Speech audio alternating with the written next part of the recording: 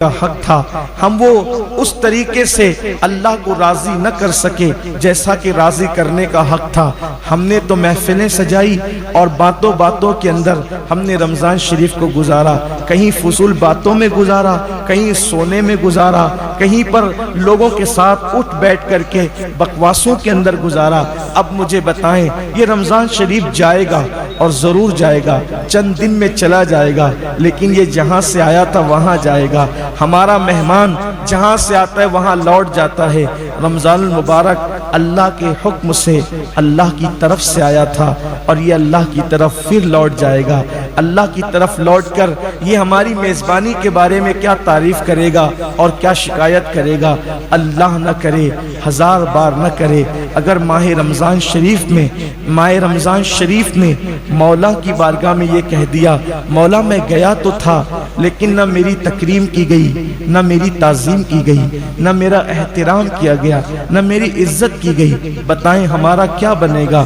بلکہ میرے آقا صلی اللہ علیہ وآلہ وسلم کے فرمان کا مفہوم ہے کہ جس کے خلاف ماہ رمضان شریف گواہی دے گا کہ اس نے میری عزت اور تکریم نہیں کی، مجھ میں عبادت نہیں کی، میرا حق نہ جانا، تو اللہ تبارک و تعالی اس کے حق میں کسی کی بھی سفارش کو قبول نہیں فرمائے گا۔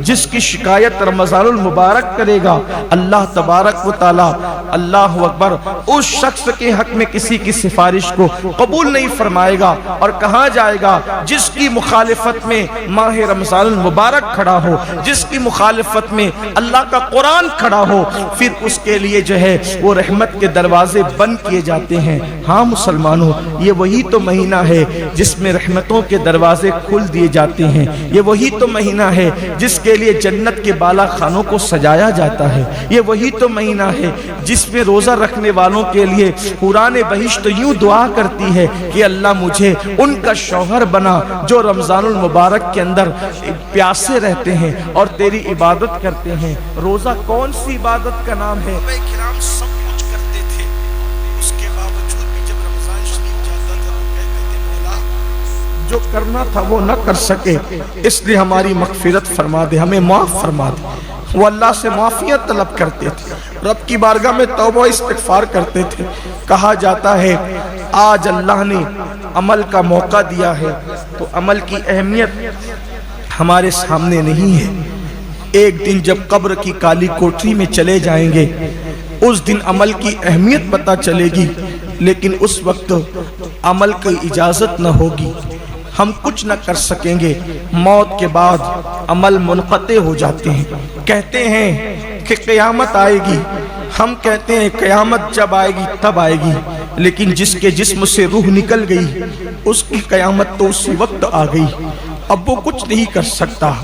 اور سن لو رمضان شریف میں غفلت کرنے والوں، رمضان شریف میں روزے کا حق ادا نہ کرنے والوں، رمضان شریف میں گناہ کرنے والوں، میرے آقا نے فرمایا کہ جس نے رمضان شریف پایا اور اپنی مغفرت نہ کروائی، یعنی رمضان شریف پا کر ایسی کوشش نہ کی، ایسی کاوش نہ کی، اللہ کے یہاں گڑ گڑایا نہیں، نہ توبہ کی، نہ استغفار کیا، رمضان شریف میں بھی اپنی مغفرت نہ کروا سکا۔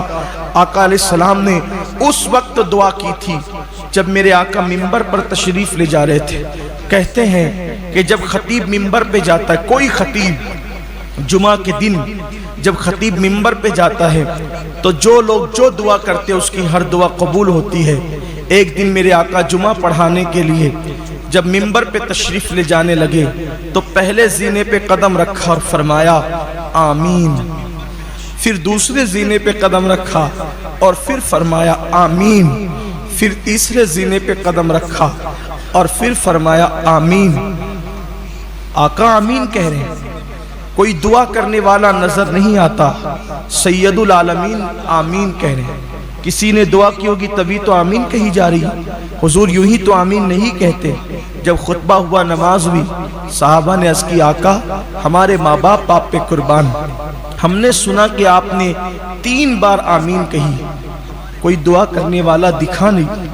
آقا فرماتے میرے صحابہ جبریل امین آئے تھے، سید الملائکہ آئے تھے اور میں منبر پہ چڑھ رہا تھا اور وہ دعا کر رہے تھے۔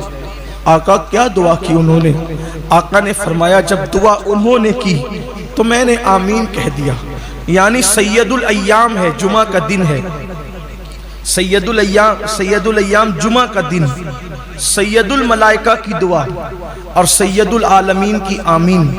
کیا کوئی بدبخت یہ کہہ سکتا ہے؟ کسی میں جرأت ہے کہ وہ وقت کی دعا قبول نہ ہوئی ہوگی؟ میرے اور آپ جیسا گنہگار منبر پر خطیب کے چڑھتے وقت دعا کرے تو اس کی دعا کی قبولیت کی گارنٹی دی گئی. جب جبریل دعا کرے اور حضور آمین کہیں تو کون انکار کر سکتا ہے؟ کوئی بے ایمان ہی ہوگا جو انکار کرے گا. اب وہ 3 دعا کیا تھی وہ سن لیں اور پھر دیکھیں کہ ہمارا انجام کیا ہے. آقا فرماتے ہیں جبریل امین نے عرض کیا، اے اللہ جب تیرے نبی کا نام لیا جائے کسی محفل میں، ترتیب حدیث میں جو الفاظ آئے میں عنوان کے حوالے سے تھوڑی سی اس کو تبدیل کر رہا ہوں تاکہ تفسیرہ کر سکوں بطور مفہوم. اے اللہ جب کسی محفل میں تیرے نبی کا نام لیا جائے اور محفل میں موجود لوگ تیرے حبیب پہ درود نہ پڑھے تو ان کو تو اپنی رحمت سے ہمیشہ کے لیے دور کر دے. تو انہیں اپنی رحمت سے محروم کر دے، دور کر دے. کون دعا کر رہا ہے؟ جبریل علیہ السلام. اور حضور نے کہا آمین. یعنی جب محفل میں حضور علیہ السلام کا نام لیا جائے، کسی محفل میں کوئی بات کرتے کرتے حضور کا ذکر کرے، حضور کہے تو محفل کے لوگ کہے صلی اللہ علیہ وآلہ وسلم. کوئی کہے رسول اللہ نے فرمایا تو محفل کے لوگ کہے صلی اللہ علیہ وآلہ وسلم. کوئی کہے آقا کریم نے فرمایا تو محفل کے لوگ کہے صلی اللہ علیہ وآلہ وسلم. جب جب میرے آقا کا نام پاک آئے، نام نامی اس میں گرامی، دوست سے سنو، دشمن سے سنو، اپنوں سے سنو، بیگانوں سے سنو. اپنی عادت بناؤ کہ جیسے ہی نام پاک آئے، نام نامی اس میں گرامی آئے، مصطفیٰ جان رحمت صلی اللہ علیہ وآلہ وسلم کا ہماری زبان پر فوراً درود جاری ہو. گھر کے چھوٹے چھوٹے بچوں کی تربیت کرو کہ جب بھی حضور پاک کا نام سنو تو صلی اللہ علیہ وآلہ وسلم ضرور کہا کرو. اگر نہیں کہا، آقا کا ذکر سن کر کے درود نہیں پڑھا، جبریل دعا کرتے اللہ اسے اپنی رحمت سے ہمیشہ کے لیے دور کر دے. پھر میرے آقا نے دوسرے زینے پہ قدم رکھا تو جبریل نے عرض کی مولا جو اپنے ماں باپ میں سے دونوں کو یا کسی ایک کو بڑھاپے کی حالت میں پائے، جو اپنے ماں باپ میں سے دونوں کو یا کسی ایک کو بڑھاپے کی حالت میں پائے اور بڑھاپے کی حالت میں پا کر بھی وہ دونوں کی یا کسی ایک کی خدمت کر کے، اگر دونوں کو پائے تو دونوں کی اور اگر ایک کو پائے تو ایک کی، یعنی اپنے ماں باپ کو بڑھاپے میں پا کر ان کی خدمت کر کے اپنے آپ کو جنتی نہ بنا لے، اس کو بھی تو اپنی رحمت سے دور کر دے. یعنی ماں باپ کیوں ہے؟ خدمت کر کے اپنے آپ کو جنتی بنانے کے لیے. جن کو ماں باپ ملے بڑھاپے میں، بڑھاپے کا ذکر خاص کیا جا رہا ہے، جن کو ماں باپ بڑھاپے میں ملے اور خدمت کر کے وہ اپنے آپ کو جنتی نہ بنا لیں، اس کو بھی تو اپنی رحمت سے دور کر دے. حضور علیہ السلام نے آمین کہا. ماں باپ بڑھاپے میں ملے، دکھ نہ کرو، صدمہ نہ کرو، افسوس نہ کرو، کیا اس بڈھی بڈھا کو پالتے رہیں گے. اللہ نے تمہیں جنت میں جانے کا ذریعہ دے دیا. جن کو بوڑھے ماں باپ ملے ہیں ان کو اللہ تعالیٰ نے دنیا کی سب سے بڑی نعمت دے دی ہے. اب جنتی بننا ہے، ان کے قدموں میں جنت ہے، ان کی خدمت میں جنت ہے، ان کی تعظیم کرنے میں جنت ہے. یہ نہیں کہ آپ تو سیٹھ صاحب کہلا کر بڑی بڑی پوتیوں میں چندے دے رہے ہیں، بڑی بڑی مسجدوں میں مینار اور گنبد تعمیر کر رہے ہیں اور ماں باپ جو ہے وہ دوا کو ترس رہے ہیں، ماں باپ خدمت کو ترس رہے ہیں، ماں باپ پیر دبوانے کو ترس رہے ہیں، ماں باپ تو بات کرنے کو ترس رہے ہیں. ایسی بھی ناہنجار اولاد اس دنیا میں موجود ہیں جن کے ماں باپ ترس جاتے ہیں کہ میری اولاد آئے تو بیٹھ کر مجھ سے بات چیت کرے، گفتگو کرے.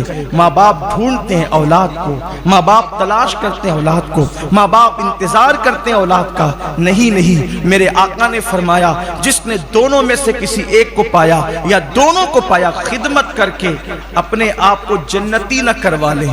اس کا مطلب ماں باپ کی خدمت سے جنت ملتی. تبھی تو آقا نے فرمایا کہ خدمت کر کے کرو خدمت ان کی مرنے کی دعائیں نہ کرو، ان کی مرنے کی تمنائیں نہ کرو۔ جس کو ماں باپ جتنی خستہ حالت میں ملے وہ اتنا قسمت والا ہے۔ جس کو ماں باپ جتنی خستہ حالت میں، یعنی جتنی خستہ حالت ہوگی اتنی خدمت کا موقع ملے گا۔ اللہ نہ کرے جتنی بیماری کی حالت میں ملیں گے اتنی خدمت کا موقع ملے گا۔ ایک صحابی آئے اور کہنے لگے یا رسول اللہ صلی اللہ علیہ وآلہ وسلم، میری ماں اتنی مجبور ہو چکی ہے کہ اب وہ بستر میں پاخانہ کر دیتی ہے، بستر میں پاخانہ کرتی ہے، لیکن میں اس کا پاخانہ اپنی ہاتھ سے دھلاتا ہوں، اپنی ماں کا پاخانہ میں اپنے ہاتھ سے دھلاتا ہوں۔ آج یہ خدمت کوئی کر سکتا ہے؟ نہیں، کوئی نہیں کر سکتا۔ ماں باپ اگر بیمار پڑ جائیں، اولاد کہتی ہے، ہم لوگوں کے پاس آ کے کہتے لوگ مولانا دعا کرو اللہ جلدی اٹھا لے، تکلیف دیکھی نہیں جاتی۔ بے شرمو، کیا ہم بھی بیمار پڑتے تھے تو ماں باپ علماء کے پاس جا کے یہ کہتے تھے کہ اللہ اس کو اٹھا لے؟ ارے وہ تو یہ کہتے تھے مولانا کچھ بھی کرو میرے بیٹے کو اللہ شفا دے دے، اس کو اللہ زندگی بخش دے۔ مائیں تڑپتی تھی، روتی تھی۔ کیا دور آ گیا، کیا زمانہ آ گیا، کسی کا کوئی حق پہچاننے والا نہیں رہا، کوئی کسی کا حق جاننے، نہ علماء کا حق ہے، نہ قرآن کا حق ہے، نہ ماہ رمضان کا حق ہے، نہ ماں باپ کا حق ہے، نہ ائمہ کا حق ہے، نہ اللہ اس کے رسول کے حقوق ادا کیے جا رہے ہیں، کچھ نہیں ہے، صرف دنیا دنیا دنیا ہی میں لوگ ڈوب گئے۔ ایسا لگتا ہے جیسے دنیا سے کبھی جانا ہی نہیں ہے۔ ارے اپنی دنیا کی گفا کو سنوارنے والوں، کیا فرعون سے زیادہ تمہارے پاس دولت ہے؟ کیا نمرود سے زیادہ تمہارے پاس دولت ہے؟ کیا شداد سے زیادہ تمہارے پاس دولت ہے؟ کیا بخت نصر سے زیادہ تمہارے پاس دولت ہے؟ ان سے زیادہ دولت تو نہیں ہے۔ وہ اتنی بڑی بڑی حکومتوں کے بادشاہ تھے، لیکن وہ دنیا میں ڈوبے تو کیسی عبرتناک ان کو موت آئی۔ ہم کیا دنیا کے غلام اور دنیا کے بے دام بندے بن گئے؟ دنیا کے سوا کچھ سجائی نہیں دیتا، دنیا کے سوا کچھ سجائی نہیں دیتا۔ ہم نے دنیا کو معاذ اللہ معبود بنا لیا، دنیا کو خدا بنا لیا، خواہشات کو خدا بنا لیا، کچھ سجائی نہیں دے رہا ہے۔ صرف کھانا پینا سونا اور اپنی خواہشات کی تکمیل کیا ہو گیا؟ آنکھیں کھولو، اٹھتے ہوئے جنازوں کو دیکھو، آنکھیں کھولو، اٹھتی ہوئی لاشوں کو دیکھو، بے گور و کفن تڑپتی ہوئی میتوں کو دیکھو، ان جنازوں کو دیکھو جن کو کندھا دینے والا کوئی نہیں ہے۔ ہاں ہاں، جن کو اپنی دولت پر اتنا غرور تھا، جو دولت کے نشے میں خدا کو بھول چکے تھے، آج ان کو ان کے بچے بھی کندھا دینے کے لیے نصیب نہیں ہے۔ لوگ لکڑی سے ڈھکیل کر جنازے میں پھینکے جا رہے ہیں۔ یہ ویڈیو کلپیں صرف دیکھ کر کے ہا ہو کرنے کے لیے، یا ایک دوسرے کو شیئر کرنے کے لیے۔ فَاعْتَبِرُوا يَا أُولِي الْأَبْصَارِ، اے آنکھ والو عبرت حاصل